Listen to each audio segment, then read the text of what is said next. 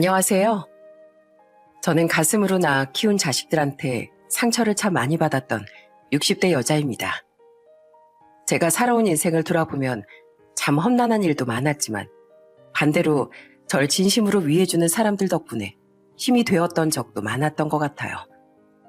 그래서 이번에 제 지난 세월을 되돌아보면서 사연을 한번 써보게 되었습니다. 아주 오래전으로 돌아가 이야기를 시작해야 될 것 같은데 끝까지 잘 들어주셨으면 좋겠습니다. 전 어릴 때부터 시골에서 할머니, 할아버지와 셋이 살았습니다. 제가 3살 때 저희 부모님이 이혼을 하셨는데 아버지가 절 할머니, 할아버지한테 맡기고 서울에 일을 하러 가셨거든요. 그런데 저를 사랑으로 키워주셨던 할머니, 할아버지와는 달리 1년에 한두 번 얼굴을 비추는 아버진 저한테 관심이 엄청 없으셨어요. 오죽하면 저희 할아버지가 크게 호통을 치시기도 했거든요. 야, 이 못된 놈아. 넌 네 딸 현경을 오랜만에 만났는데 한갑지도 않냐? 이렇게 너 혼자 삐까번쩍한 옷 입고 다닐 돈 있으면 네 딸 맛있는 거라도 사줄 생각을 해, 이놈아. 어찌 애비라는 인간이 이렇게 딸 자식한테 무심할 수가 있어? 에이씨, 아버지랑 어머니가 잘 키워주고 계시면 되지. 뭘 저까지 신경을 써요. 저 바쁜 사람이라고요. 사실 전 아버지에 대한 정이 없었기에 아버지가 저한테 무심하게 구셔도 그다지 서운한 마음도 없었어요. 저한테 부모님은 아버지가 아니라 할머니, 할아버지였거든요. 그래서 제가 고등학교 때 아빠가 사고로 돌아가셨는데도 그렇게 슬프진 않았어요.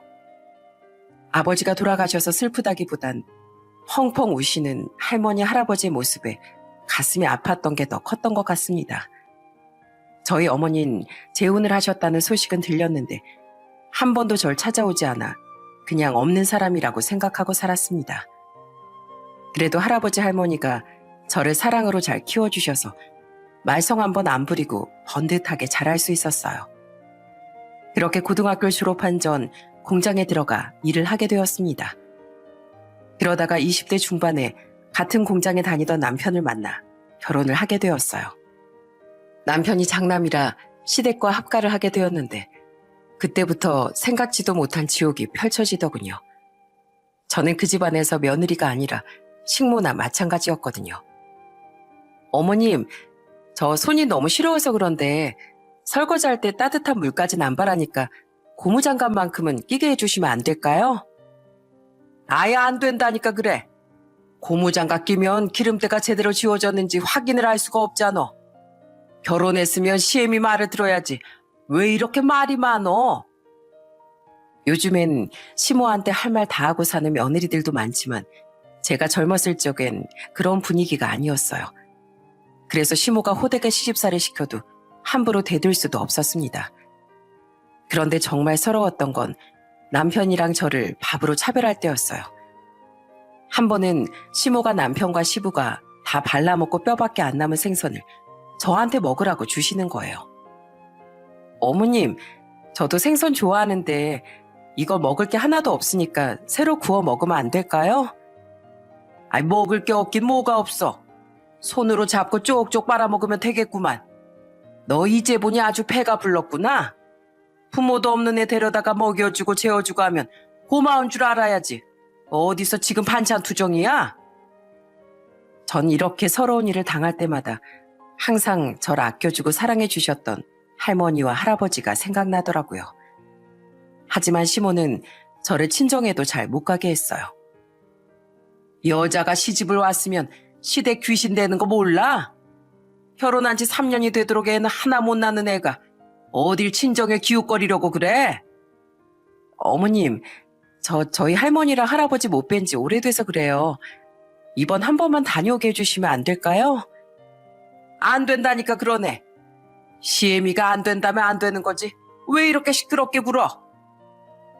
그런데 제가 더 서러웠던 건 제가 그렇게 시집살이를 당하는데도 남편이 한 번도 제 편을 안 들어줬다는 거예요.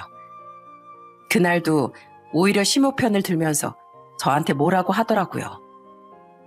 아유, 당신 우리 어머니가 말씀하시면 좀 들을 생각 좀 해. 어른들 말씀 틀린 거 하나도 없다는 얘기 못 들어봤어? 저는 그날 도저히 이대로는 못 살겠다는 생각이 들더군요. 그래서 그날 밤 이혼을 결심하고 집에서 도망쳤습니다. 그리고 할머니랑 할아버지한테 가서 제가 겪은 시집살이들을 다 실토했어요. 그러자 머리 끝까지 화가 난 저희 할머니가 몽둥이까지 들고선 제 손을 잡고 시댁에 찾아가셨습니다. 가서는 저희 시댁 식구들한테 얼마나 소리를 지르셨는지 몰라요. 야, 이 짐승만도 못한 놈들아. 너희들이 뭔데 소중한 내 손녀딸한테 그딴 대우를 해? 니 놈들 오늘 아주 가만 안 둬. 오늘 아주 초상치를 각오해. 알았어? 저희 할머니가 그렇게 말하며 몽둥이를 마구 휘두르시자 저희 남편이 달려와선 몸으로 막아 세우며 말리더라고요. 할머니, 진정하세요. 갑자기 왜 이러시는 거예요? 저희 부모님도 계시는데 지금 뭐 하시는 거냐고요? 너희 부모님? 내가 그 짐승만도 못한 너희 부모 작살내려고 여기 왔다. 그나저나 네 놈이야말로 오늘 아주 다리몽댕이 부러질 각오해라. 온 집안 식구들이 우리 손녀딸을 괴롭히는데도 남편이란 놈이 그걸 두 눈 뜨고 가만히 보고 있어? 저희 할머니는 그날 저희 시댁을 아주 뒤집어 놓으시더군요. 저는 살면서 할머니가 그렇게 화를 내는 모습은 처음 봤어요. 나중에 할머니가 절 그 집에서 데리고 나오시면서 저한테 이러시더라고요. 아이고, 우리 착한 형경아. 그동안 몸고생 마음고생 정말 많았지? 앞으로는 저딴 놈의 인간들 다시 마주치지 말고 살아라. 내가 저 인간들 꼭 지옥 가라고 두고두고 빌어줄 거다. 그렇게 저는 결혼 2년 반 만에 남편과 이혼을 하게 되었습니다. 그 이후 저는 식당에 취업해 일을 하면서 할머니, 할아버지와 같이 지냈습니다. 예전에 제가 어렸을 땐 할머니가 저한테 밥을 차려주셨는데 이제는 제가 할머니랑 할아버지의 밥을 차려드리게 되었어요. 아이고, 우리 형경이 음식 솜씨도 참 좋다. 어쩜 된장찌개도 이렇게 구수하게 잘 끓일까? 할아버지, 이 된장 우리 할머니가 만드신 거잖아요. 그러니까 당연히 된장찌개가 맛있을 수밖에 없죠. 그나저나 할아버지, 설마 이따가 또 얇게 입고 마실 나가실 거 아니죠? 요즘에 날씨가 쌀쌀하니까 따뜻하게 껴입으셔야 돼요. 괜히 감기라도 걸리시면 어떡하시려고 그래요. 아이고, 알았다, 알았어. 내가 형경이 너랑 오래오래 살려면 평소에 옷도 따뜻하게 입고 감기 하나 안 걸리게 조심해야지. 그렇게 이혼하고 계속 할머니, 할아버지와 지내던 중 제 나이 30대 중반에 지인이 저보고 남자 하나를 소개해 주더라고요. 작은 회사를 운영하는 사람이었는데 아내랑 오래전에 사별했다고 하더군요.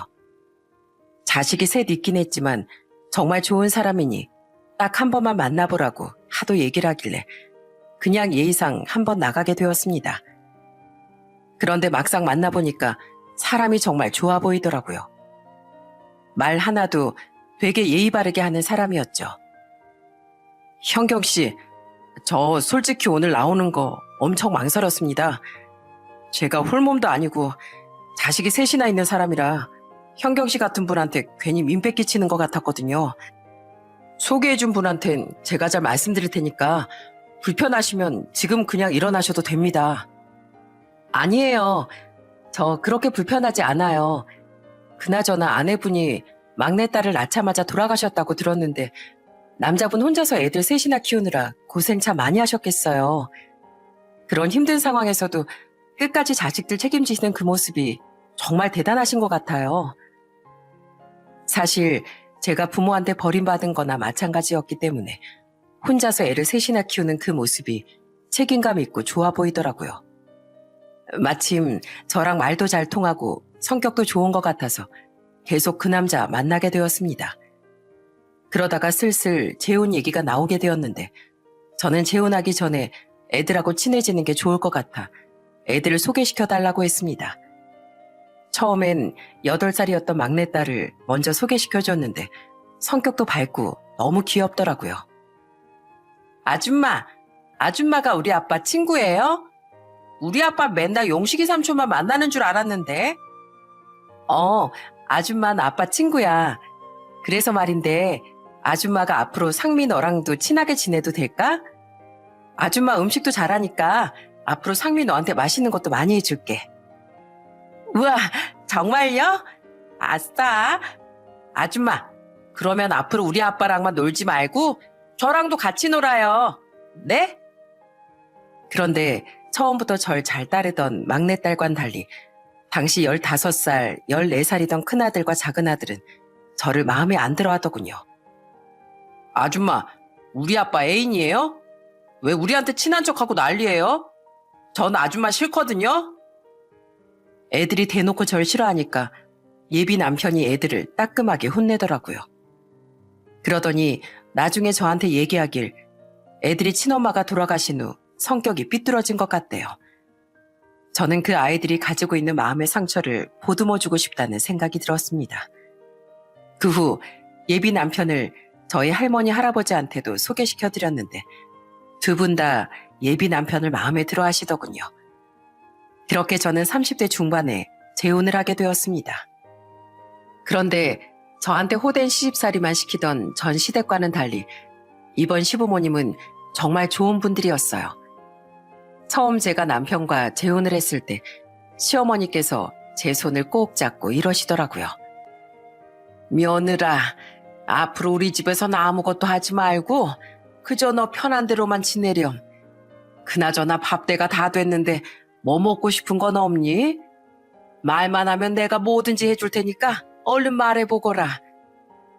그런데 저희 시어머니가 저한테 그렇게 말씀하시니까 옆에서 첫째 아들이 혼잣말로 계속 투덜거리는 거예요. 참, 누가 보면 어디 이웃나라 공주님이라도 모셔온 줄 알겠네. 할머니 내가 먹고 싶은 거나 해주지. 왜 저 아줌마가 먹고 싶은 걸 해준다는 거야? 저는 그 말을 듣고서도 그냥 못 들은 척 했습니다.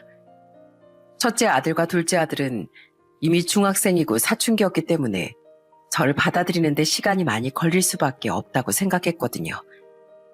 그런데 남편과 재혼을 하고 보니 남편이 정말 성실한 사람이라는 걸 알게 되었어요. 남편은 회사 사장인데도 직접 험한 일까지 다 하느라 하루라도 몸에서 기름 냄새가 안 난 적이 없었어요. 여보, 오늘도 고생 많았지. 내가 바로 밥 차려줄 테니까 얼른 씻고 와. 아유, 나보단 당신이 더 고생 많았지. 나야 원래 하던 일을 하는 거지만 당신은 우리 애들 챙긴다고 2배, 3배로 더 바빠졌잖아. 에이, 이제 내 자식들이기도 한데 그 정도는 당연히 내가 해야지. 나보단 우리 가족들 먹여 살리는 당신이 훨씬 고생이야. 그러니까 얼른 밥 먹게 씻고 나와. 제가 남편과 결혼 생활하면서 제일 많이 신경 썼던 건 저희 애들이었어요.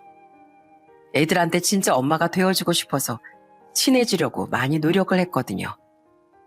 그래도 막내딸만큼은 저를 처음부터 엄마라고 부르며 잘 따르더라고요. 엄마, 나 심심한데 재밌는 얘기 좀 해주세요. 오빠들은 공부한다고 나랑 안 놀아준단 말이에요. 그래? 그럼 엄마가 재밌는 얘기 해줄 테니까 이리 와서 앉아봐. 자, 우리 상미한테 어떤 얘기를 해주면 좋을까? 햇님 달님 얘기를 해줄까? 아니면 콩쥐팥쥐 얘기를 해줄까? 막내딸은 제가 시장에 갈 때도 꼭 따라간다고 하고 항상 제 손을 잡고 저한테 꼭 붙어 있었어요.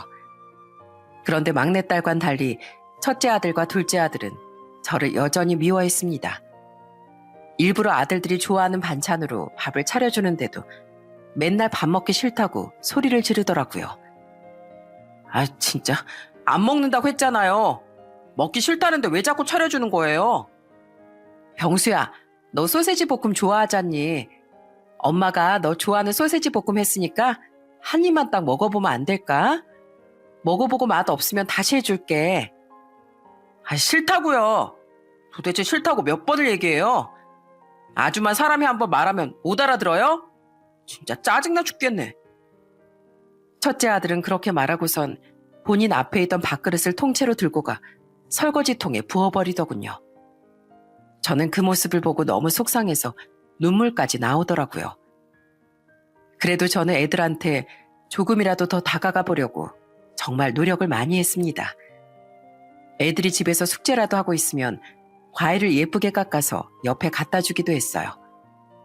그런데 한 번은 둘째 아들이 제가 접시를 책상에 내려놓기도 전에 그 접시를 손으로 툭 치는 거예요. 아줌마, 괜히 착한 척 하지 말고 그냥 우리 집에서 나가요.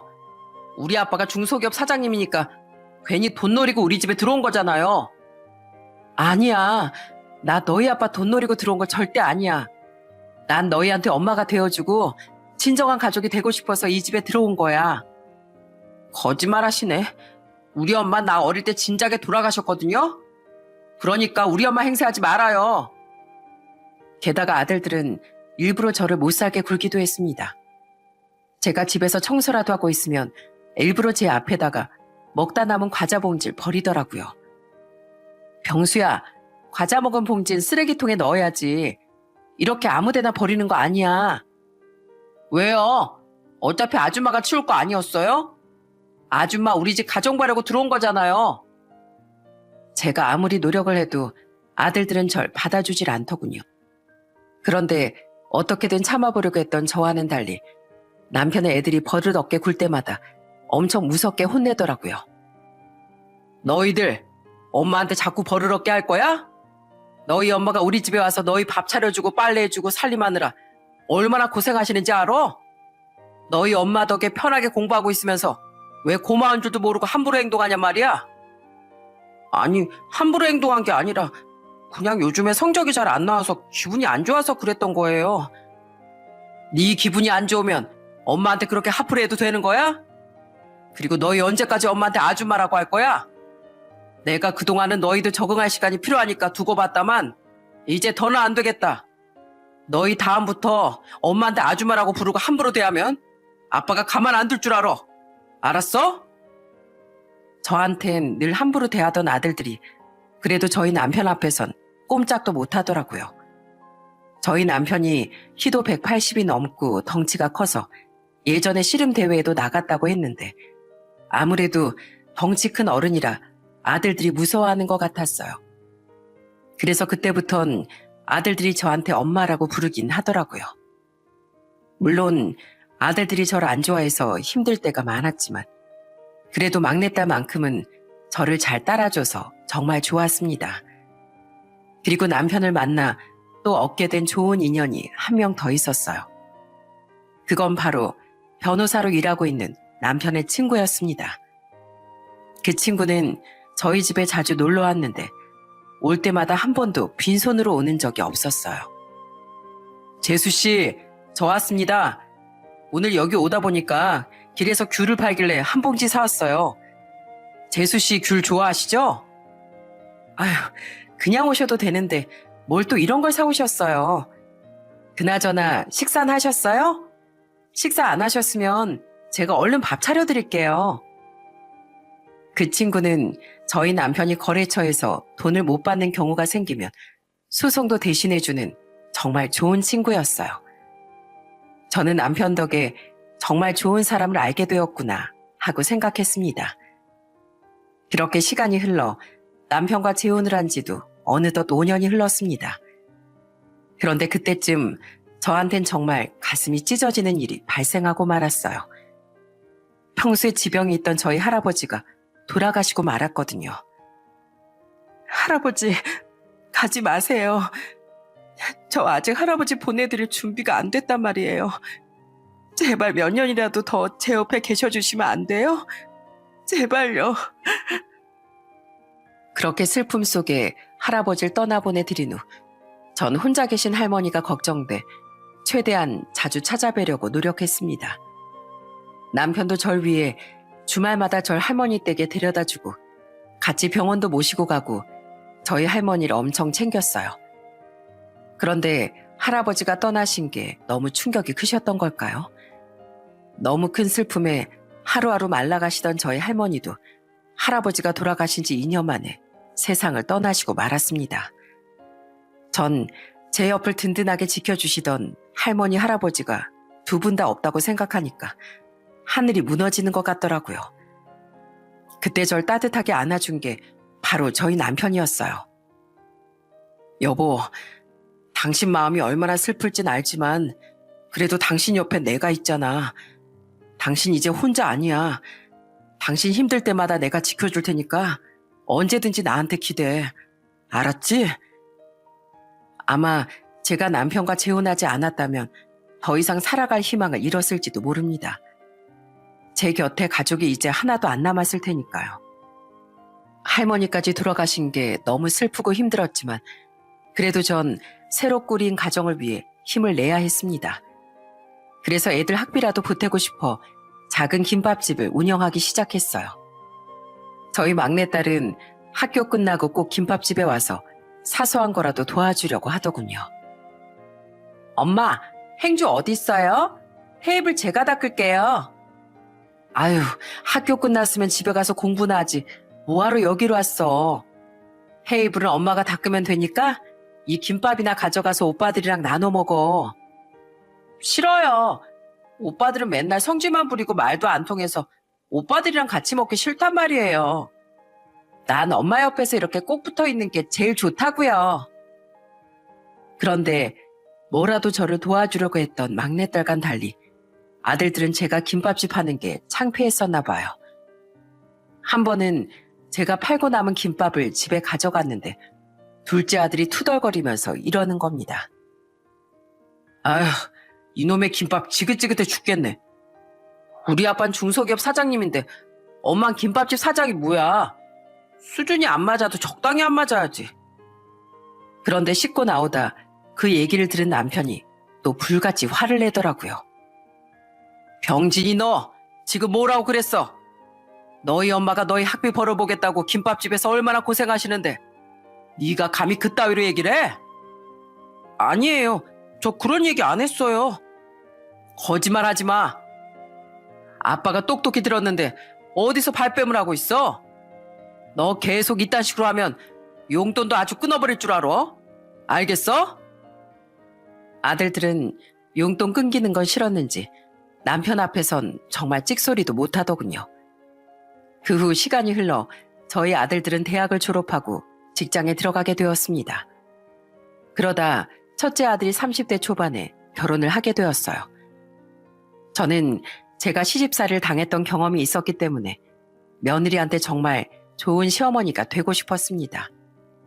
그래서 최대한 말도 다정하게 하고 잘해주려고 노력을 많이 했어요. 그랬더니 며느리도 저한테 마음을 열고 평소에 속상했던 걸 저한테 털어놓더라고요. 어머님, 저 요즘에 그 일 때문에 너무 힘들어 죽겠어요. 툭 하면 일이 너무 힘들다, 직장 상사가 갈군다 이러면서 회사를 그만두는데 그때마다 생활비에 빵꾸가 나서 정말 골치 아프단 말이에요. 제 말은 죽어도 안 듣는데 어머님이 우리 그 일 좀 혼내주시면 안 돼요? 저는 그 얘기를 듣고 첫째 아들을 불러 따끔하게 혼냈습니다. 하지만 첫째 아들은 제가 혼내든 말든 콧방귀도 안 뀌더라고요. 게다가 저희 둘째 아들은 직장 생활을 조금 하다가 남편이 도와준 돈으로 프랜차이즈 사업을 시작했는데 돈이 좀 벌리기 시작하니까 맨날 돈을 펑펑 쓰는 겁니다. 저는 걱정되는 마음에 둘째 아들한테도 잔소리를 했지만 고쳐지는 게 없더라고요. 그런데 둘째 아들이야 혼자 사니까 상관없었지만 첫째 아들은 결혼까지 한 상태라 그 성격이 문제가 되더군요. 결국엔 며느리가 저희 첫째 아들과 못 살겠다며 이혼을 하고 가버렸거든요. 그러자 저희 남편이 화가 나 첫째 아들을 집으로 부르더라고요. 병수 너 내가 그렇게 가르쳤냐? 조금만 일하기 싫어도 바로 그만두고 마누라가 벌어오는 돈 까먹으면서 집에서 띵가띵가 놀아도 된다고 가르쳤냐고? 네가 그렇게 망나니같이 사니까 이혼까지 당하는 거 아니야? 아니, 제가 뭐 그러고 싶어서 그랬는 줄 아세요? 회사에서 일 못한다고 무시당하고 저랑 몇 살 차이도 안 나는 상사한테 혼나면 얼마나 기분이 나쁜데요. 원래 다들 힘들어도 참고 이겨내면서 다니는 거야. 더군다나 넌 결혼까지 했으면 더 책임감 있게 열심히 일을 했어야지. 오죽했으면 그 착한 애가 너랑 못 살겠다고 이혼을 하겠어? 그날 저희 남편은 다 큰 아들한테 회초리까지 들면서 무섭게 혼을 내더라고요. 그걸 옆에서 지켜보고 있던 저희 막내딸은 고개를 가로저으며 한숨을 쉬더군요. 그런데 오빠들이 그렇게 한심하게 사는 걸 지켜봐서 그런지 저희 막내딸은 대학을 졸업하자마자 공무원 시험에 도전해 결국 합격하게 되었습니다. 그렇게 공무원 생활을 하면서 돈도 착실하게 잘 모으는 게 너무 예쁘더라고요. 엄마, 이거 엄마 선물로 산 스카프예요. 요즘에 날씨가 좀 쌀쌀하니까 목에 꼭 두르고 다니세요. 원래 사람은 목을 따뜻하게 하고 다녀야 감기에 잘 안 걸리는 거래요. 아유, 어쩜 스카프도 이렇게 예쁜 거 골랐대. 어때? 나랑 잘 어울리니? 와, 역시 우리 엄마는 얼굴이 고와서 그런지 뭐든지 다 잘 어울리네요. 엄마, 다음번엔 저랑 같이 백화점 가요. 이번엔 스카프 샀으니까 다음번엔 엄마한테 제일 잘 어울리는 모자도 하나 사드릴게요. 비록 아들들 때문에 속이 상할 때가 많았지만 눈에 넣어도 아프지 않은 막내딸 덕분에 행복할 때도 정말 많았답니다. 하지만 그런 저희 가정에 정말 청천벽력 같은 일이 일어나고 말았어요. 어느새 나이가 60대 중반이 된 저희 남편이 몸이 안 좋아서 병원에 갔다가 췌장암 말기 진단을 받고 말았거든요. 그 소식에 너무 충격을 받았던 저는 그대로 주저앉고 말았습니다. 그 후 어떻게든 남편을 살려보고 싶어 매일같이 막내딸과 같이 병원에 가서 남편을 응원했어요. 여보, 조금만 더 힘내보자. 당신 이렇게 병원에만 누워있긴 너무 아까운 사람이잖아. 당신같이 좋은 사람이 누릴 거 많이 누리면서 오래오래 살아야지. 그래요, 아빠. 지금처럼 치료 열심히 받으면 분명히 괜찮아질 수 있을 거예요. 그러니까 절대 포기하지 말고 우리 같이 힘내봐요. 네? 남편이랑 50년 가까이 친구였던 그 변호사 친구도 병원에 자주 찾아와 응원을 해주더군요. 석준아, 너 이렇게 누워있을 놈 아니잖아. 재수 씨랑 자식들을 생각해서라도 얼른 일어나야지. 아무리 힘든 일이 있어도 항상 이겨내던 너니까 이번에도 충분히 이겨낼 수 있을 거야. 그치? 하지만 남편은 암 말기라서 그런지 몰라도 하루하루 몸이 더 안 좋아지더군요. 그런데 그 와중에 아들들은 병문안도 잘 안 오고 어쩌다 한번 오더라도 지 아빠를 걱정하기는커녕 저한테 돈만 요구하는 거예요. 어머니, 혹시 한 500만 원 정도 있어요? 아니, 이번에 우리 가게 인테리어 좀 새로 하고 싶은데 돈이 살짝 모자라서요. 병진아, 넌 지금 네 아버지가 저렇게 아프신데도 돈 얘기가 나오니? 나한테 돈 얘기하기 전에 네 아버지한테 한 번이라도 더 찾아와서 괜찮으시냐고 물어봐야 될 거 아니야. 어떻게 자식이란 놈이 이렇게 아버지한테 무심할 수가 있어? 아, 진짜 빌려주기 싫으면 그냥 싫다고 얘기하지. 왜 우리 아버지를 들먹이고 난리예요? 아유, 진짜 짜증나서. 저는 자식이 되어서 아픈 아버지를 저렇게나 나몰라라 할 수 있는지 정말 이해가 되지 않았습니다. 그런데 남편이 췌장암 진단을 받은 지 3개월쯤 됐을 때 상태가 너무 위독해지고 말았어요. 남편은 저희 가족들을 다 불러놓고선 힘없는 목소리로 이러더군요. 우리 막내딸 상미야, 아빠가 세상을 떠나고 나면 너희 엄마를 잘 부탁하마. 그리고 병수랑 병진이 너희들은 여태까지 그랬던 것처럼 엄마한테 퉁명스럽게 하지 말고 이제부터라도 제발 효도하고 살아라. 알았니? 제발 부탁이니까 그렇게 해주겠다고 나한테 약속 좀 해다오. 남편이 그렇게 말하며 아들들의 손을 잡자 저희 큰아들이 인상을 쓰면서 이러더라고요. 아버지, 그건 저희가 알아서 할 거예요. 그런 것까지 강요라고 그러세요? 그냥 대답이라도 알겠다고 해주면 좋을걸. 오늘 내일 하는 남편 앞에서 그렇게 짜증을 내는 큰아들을 보니 너무 화가 나더군요. 솔직히 병원만 아니었으면 손이라도 날리고 싶었어요. 하지만 남편은 이제 더 이상 힘이 없어서 화를 내지도 못하더군요. 결국 저희 남편은 얼마 후에 조용히 눈을 감고 말았습니다. 그렇게 남편이 떠나간 후 저는 눈물 속에서 장례식을 치르게 되었어요. 저희 시부모님은 너무 충격이 크셨는지 아예 쓰러지고 말았습니다. 저도 너무 슬퍼서 몸을 가누기 힘들었지만 남편의 마지막을 꼭 배웅해주고 싶어서 어떻게든 정신을 차리려고 노력했어요. 그래도 저희 남편이 생전에 정말 잘 살았는지 직장 동료들과 지인들이 많이 와 슬퍼해 주더라고요. 재수 씨, 우리 석준이 좋은 곳에 갈 거예요. 평생 남한테 피해 안 주고 정직하고 성실하게 살아온 놈이잖아요. 그런데 다들 눈물을 흘리며 슬퍼하는 그 와중에 슬픈 기색 하나도 없이 친구들을 데려와서 시끄럽게 떠드는 사람들이 있었습니다. 그건 바로 저희 아들들이었어요. 저는 참고 참다가 장례식 이틀째에서 3일째로 넘어가는 새벽에 아들들한테 한마디 했습니다. 너희네 아버지가 돌아가셨는데도 슬프지도 않니? 어떻게 아들이란 놈들이 지 아버지 장례식장에서 하하호호 웃으면서 떠들 수가 있어? 아, 진짜 오랜만에 친구들 만나서 술 한잔 하겠다는데 어머니가 무슨 상관이에요? 지금 네 아버지 장례식이 중요하지 오랜만에 친구들 만나는 게 중요해? 내일 너희 아버지 화장하고 보내드려야 되는 날이야. 그러니까 제발 지금이라도 정신 차리고 술 좀 그만 먹어라. 너희가 이러는 거 보면 너희 아버지가 속상해서 하늘나라로 떠나시지도 못하겠다. 참나, 아버지 돌아가신 게 뭐 대수라고 오버하고 난리예요. 아버지가 다 가실 때가 됐으니까 가신 거겠죠. 평수 너 지금 뭐라고 했니? 너희 아버지 너희를 위해서 평생 헌신하신 분이야. 그런데 어떻게 돌아가신 너희 아버지한테 그딴 식으로 말할 수가 있어? 너희가 이런 식으로 행동하니까 사람들이 뭐라는 줄 아니? 너희 보고 후레자식이란다. 후레자식. 아이 어쩌라고요. 후레자식이면 뭐 어쩔 건데요? 솔직히 우리 아버지가 우리한테 진정한 사랑이라도 한 번 준 적 있어요?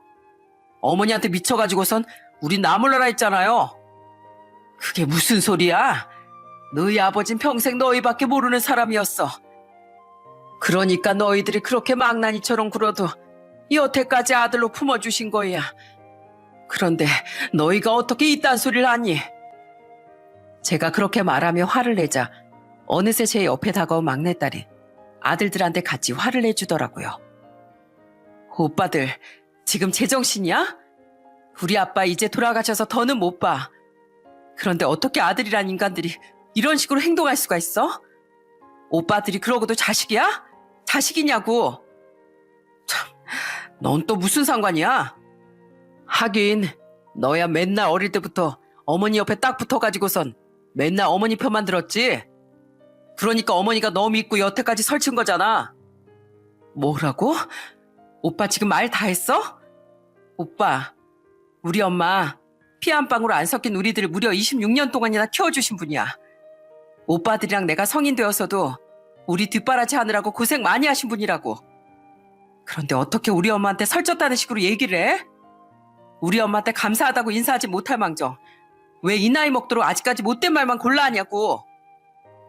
그런데 저희 막내딸이 그렇게 말하자 첫째 아들이 코웃음을 치면서 저한테 이러더라고요.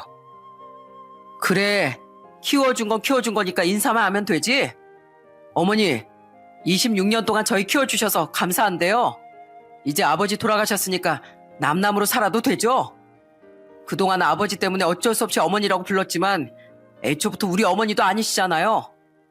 그러니까 이제 우리 아버지 장례식 끝나면 그냥 갈 길 가세요. 아시겠어요? 저는 그 말을 듣고 너무 충격을 받아 그 자리에서 쓰러질 뻔했습니다. 그동안 아들들에게 엄마로 인정받기 위해 노력했던 시간들이 하루아침에 무너지는 기분이 들었거든요.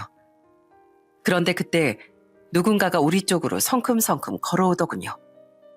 그건 바로 장례식 내내 옆에서 지켜주던 남편의 변호사 친구였어요. 너희들 지금 뭐 하는 짓이야? 그 젊은 날 너희 아버지한테 시집 와서 자식 셋을 키우면서 고생하신 너희 어머니한테 지금 뭐 하는 짓이냐고. 아, 진짜 아저씨는 또 무슨 상관이에요? 우리 아버지 친구면 다예요? 제발 낄 때 안 낄 때 구분 좀 하세요. 나도 낄 만한 자격이 있는 사람이라서 끼는 거다. 너희네 직업이 변호사인 건 알지? 너희 아버지가 돌아가시기 전에 나한테 유언을 남기셨다. 더 미룰 필요 없으니 내가 지금 이 자리에서 너희 아버지 유언장을 공개하마. 그러니까 토시 하나 흘리지 말고 똑바로 들어라. 남편 친구는 그렇게 말하고선 품 안에서 무슨 서류를 꺼내 읽기 시작하더군요. 저도 남편이 유언장을 남겼는지 몰랐는데 그 내용을 듣고 깜짝 놀라고 말았어요. 여보, 자식 셋을 혼자 키우던 나한테 시집와서 아내 노릇, 엄마 노릇 잘해줘서 정말 고마워. 아마 내가 다시 태어나도 당신 같은 사람은 못 만날 거야. 난 당신이 나 없이도 쓸쓸하지 않게 잘 지냈으면 좋겠어. 그리고 우리 막내딸 상미야, 네 엄마를 진짜 엄마로 받아주고 항상 잘 챙겨줘서 정말 고맙구나. 내가 네 덕분에 그래도 안심하면서 살 수 있었어. 앞으로도 네 엄만 너한테 부탁할 테니 네가 잘 좀 챙겨줬으면 좋겠구나. 그리고 우리 첫째 아들 병수랑 둘째 아들 병진아, 내가 곰곰이 생각해보니 아무래도 너희들을 잘못 키운 것 같구나. 부모를 공경하고 자기 일은 스스로 할 줄 아는 사람으로 키웠어야 하는데 부모를 함부로 대하고 돈만 밝힌 인간으로 키워버렸어. 그래서 너희들한테 돈이 생기면 그 돈이 아무짝에도 쓸모없이 공중에 분해될 거라는 걸 이젠 알게 되었단다. 그래서 난 그동안 우리 가족이 보여준 모습을 바탕으로 내 유산 상속을 하려고 한다. 그러니 내 말에 잘 따라 주거라. 그 뒤엔 남편이 유산을 어떻게 상속할 건지에 대한 내용이 나와 있더라고요. 그 내용은 바로 남편의 유산 50%를 저한테 주고 30%를 저희 막내딸한테, 그리고 나머지 10%씩을 아들들한테 각각 준다는 내용이었어요. 저도 그 내용에 깜짝 놀랐지만 더 기겁을 한 건 바로 아들들이었죠. 그걸 듣자마자 소리를 지르면서 난리를 치기 시작하는 거예요. 뭐야, 이게 말이 돼요? 그래도 우리가 아들인데 어떻게 10%만 받냐고요? 이건 불공평해도 너무 불공평하잖아요. 그러니까요. 우리 친엄마도 아닌 아줌마한테 50%씩이나 주고 어떻게 아버지 자식인 우리한테 10%만 줄 수가 있어요? 이 유언장 아저씨가 가짜로 만든 거죠? 우리 아버지가 어떻게 이런 말도 안 되는 유언장을 쓸 수가 있냐고요? 아들들이 그렇게 소리를 지르자 남편 친구가 큰 소리로 호통을 치더군요. 너희들은 이 나이 먹고도 너희 아버지가 왜 이런 유언장을 썼는지 아직도 몰라? 그동안 너희들이 했던 행동들 한번 생각해봐라. 그나마 이 10%도 너희가 자식이기 때문에 물려주는 거야. 네 놈들이 내 자식이었으면 난 10%도 아니고 아예 한 푼도 안 물려줬을 거다. 우리가 뭘 어쨌다고 이래요? 전 이거 인정 못해요. 너무 억울해서 절대로 인정 못한다고요. 그렇게 억울하면 너희들이 알아서 소송하던지 해라. 너희가 이럴 거라는 거 뻔히 알고 너희 아버지가 생전에 나한테 부탁해서 증거까지 다 남기고 유언장 쓰신 거야. 유언장을 일찍 공개하면 너희가 내용을 바꾸라 말아 난리 칠게 뻔하니까 여태까지 나하고 둘이서만 알고 있었던 거라고. 에이, 말도 안 돼. 이런 게 어딨어? 이런 게 어디 있냐고. 아들들은 미친 사람처럼 소리를 지르더니 남편의 지인들이 보내준 근조 화환까지 다 때려 부수고 아주 난리를 치더라고요. 장례식장에 있던 사람들이 다 나서서 아들들을 말리고 아주 난장판이 되었어요. 저는 이런 놈들을 그동안 자식이라고 키웠던 게 너무 서러워서 눈물이 다 나오더라고요. 저희 막내딸도 엄청 화가 났는지 소리를 지르고 난리를 쳤습니다. 그 후 장례식을 마치고 저는 하루하루 눈물로 지내며 살았어요. 남편이 세상을 떠난 것도 믿을 수가 없었고 그래도 끝까지 지켜보려고 했던 가정이 이런 식으로 무너진 게 너무 속상했거든요. 그런데 아들들은 끝까지 돈 욕심을 못 버렸는지 끝끝내 소송을 걸더군요. 그런데 변호사 친구가 빈틈없이 잘 처리를 했는지 아들들이 원하는 바를 이룰 수 없었어요.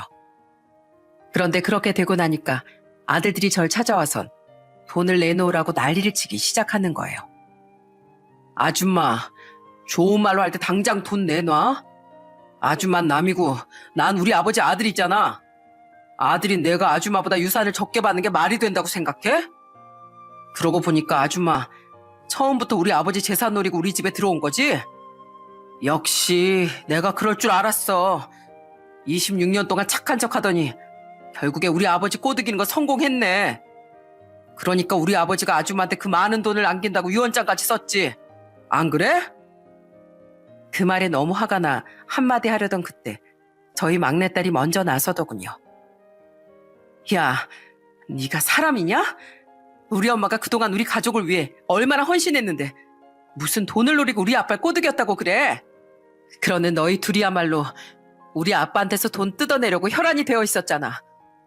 전병수 너 맨날 툭하면 회사 그만두고 집에서 띵까띵까 놀면서 우리 아빠한테 용돈 달라고 했지? 여행 가게 여행자금 달라고 한 적도 한두 번이 아니잖아. 그리고 전병진 너도 처음에 식당 차릴 때 우리 아버지 돈으로 시작한 거 기억 안 나? 우리 아버지가 도와줘서 장사까지 하게 했으면 열심히나 일할 것이지. 일도 제대로 안 하면서 맨날 돈만 펑펑 쓰고 다니잖아. 그러면서 뭐? 차 바꾸게 돈 달라고? 야, 진짜로 우리 아빠의 돈으로 생각한 건 우리 엄마가 아니라 바로 너희들이야. 이 아들 자격도 없는 버러지들아. 뭐? 너 지금 말 다 했어? 네가 뭔데 버릇없이 대들고 난리야? 뭐긴 뭐야. 나 우리 엄마 아빠 딸이지. 그나저나 우리 엄마가 너희같이 사람도 아닌 놈들을 그동안 아들로 여기고 품어주신 게 너무 안타깝다. 우리 엄마가 너희 같은 자식을 두지만 않았어도 훨씬 행복하게 사셨을 텐데 너희 때문에 그동안 상처받으셨을 거 생각하니까 내 마음이 다 찢어진다고. 우리 아빠도 평소에 너희들 때문에 얼마나 엄마한테 미안해 하셨는지 알아? 그래서 아빠가 엄마한테 재산을 제일 많이 남기신 거야. 그것도 모르면서 어딜 와서 큰 소리야?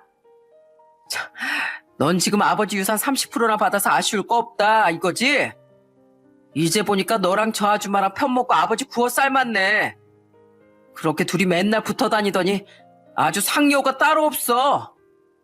내가 상여인지 아닌지 몰라도 적어도 너희들이 갱생 불가능한 쓰레기라는 건 잘 알겠네.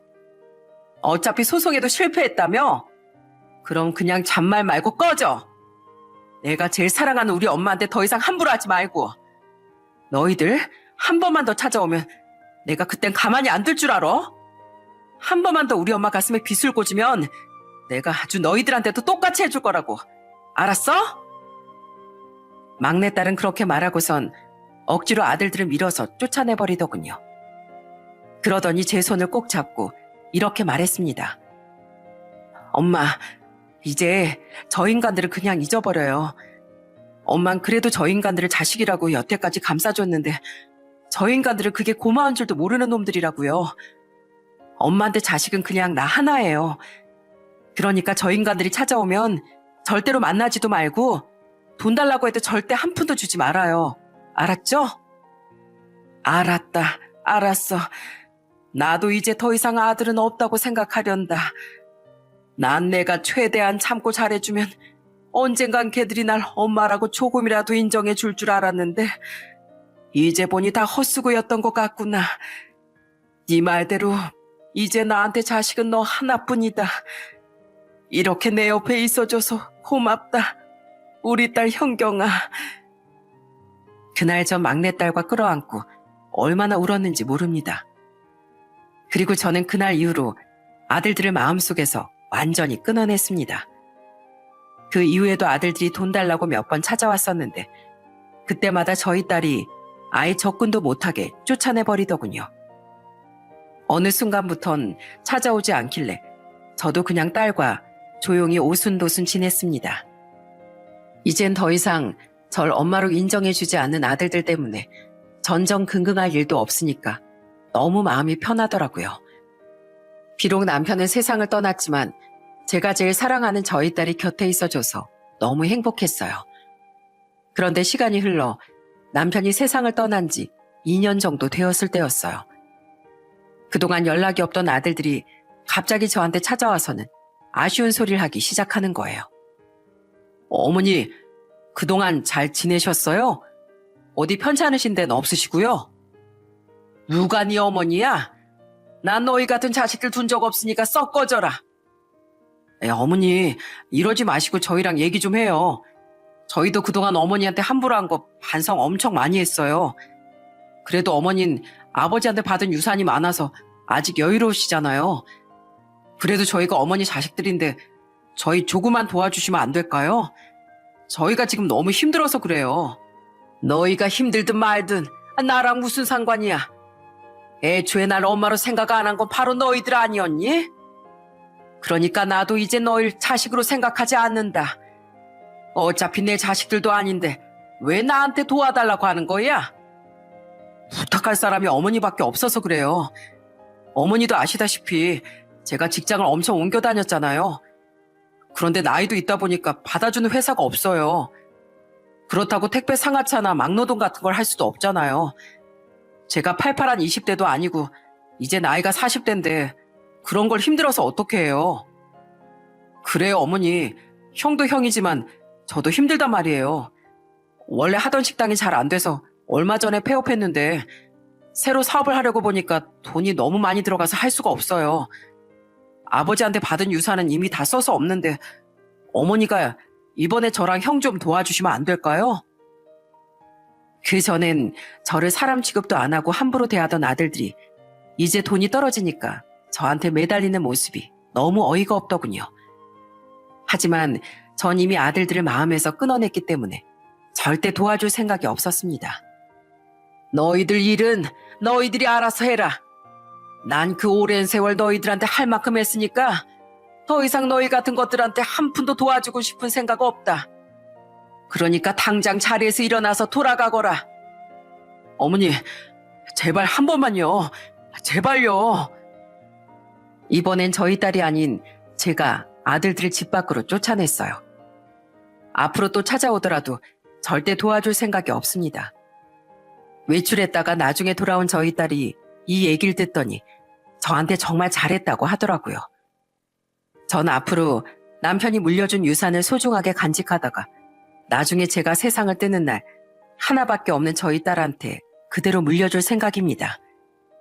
얼마 전엔 저희 시부모님이랑 딸이랑 넷이서 남편의 납골당에 다녀왔어요. 연세가 많이 드신 시부모님께서 남편의 사진을 보고 눈물을 흘리시는 걸 보고 너무 가슴이 아프더라고요. 그래서 저는 사랑하는 저희 딸과 존경하는 저희 시부모님을 끝까지 지키겠다고 속으로 다짐했습니다. 남편이 없었다면 저희 할머니랑 할아버지가 돌아가셨을 때 저는 세상에 혼자 남겨졌을 텐데 남편 덕분에 이렇게 소중한 가족을 얻게 됐으니까요. 저는 이 나이까지 살면서 정말 중요한 걸 깨닫게 되었습니다. 때로는 피로 이어진 가족이 오히려 더 매정할 수도 있고 피 한 방울 안 섞인 가족이 더 소중할 수도 있다는 것을요. 저희 부모님 대신 저를 사랑으로 키워주신 할머니, 할아버지, 그리고 저에게 소중한 가족을 안겨준 남편, 저를 친딸처럼 아껴주신 시부모님, 그리고 세상에 하나밖에 없는 소중한 우리 딸, 그 모두에게 사랑한다는 말을 하고 싶어요. 제 사연을 듣고 계시는 여러분들께서도 오늘 한번 가족들한테 사랑한다고 얘기해 보시면 어떨까요? 사랑한다는 말은 언제 해도 참 듣기 좋잖아요. 여러분, 그럼 전 이만 제 사연을 마치도록 하겠습니다. 점점 쌀쌀해지는 날씨에 건강 유의하시길 바랍니다. 끝까지 들어주셔서 정말 감사합니다.